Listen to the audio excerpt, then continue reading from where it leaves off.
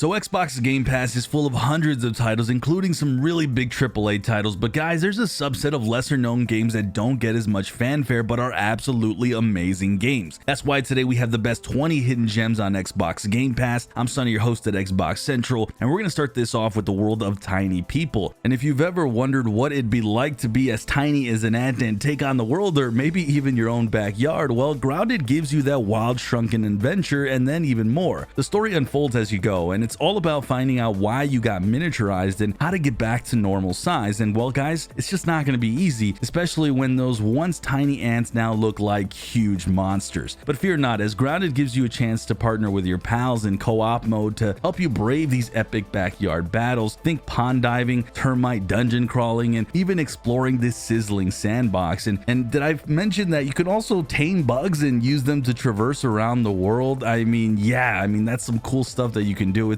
It's a casual fun-packed journey in a very small but mighty world of the backyard that really keeps you hooked for a long time. So Bramble the Mountain King is, guys, a seriously impressive indie cinematic adventure that's set in a strange and spooky world. Here you play as Ollie. He's a kid that's on a mission to rescue his sister from a nasty troll. And the game's storytelling is really on point. It keeps you hooked from the get-go with a bunch of intertwined stories that really just flow together naturally. And the gameplay mostly revolves around adventure through a dark, puzzle-filled world, but it's never super complicated. You might die here and there, but it's usually because you messed up a jump or you slipped through the cracks in the darkness, not because the game's impossible. However though, the boss fights, guys, are a real challenge. They can be super tough, but equally as rewarding. But what really sets Bramble apart is his willingness to get creepy and a little uncomfortable. You will constantly be followed by some super strange creatures that are sure to keep you on alert throughout the game. And it's not too short, but it's not too long. It takes about 4 hours to beat, so I'd say it's about the right length. So if you're looking for something quick to beat, this is a great one. Guys, there's an Xbox game launching right now that I'm so excited that we all get to try out in Everhood Eternity Edition.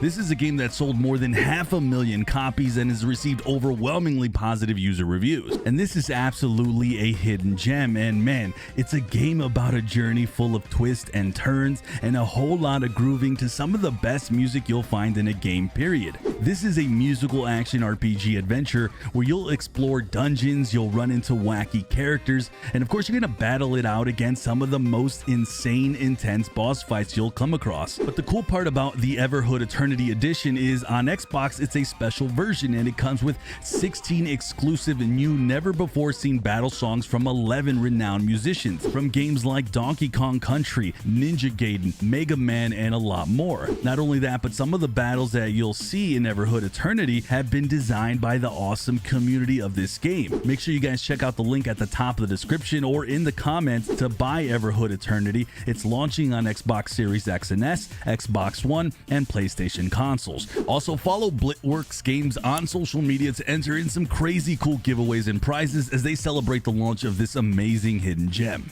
Thanks to Everhood Eternity for being today's sponsor.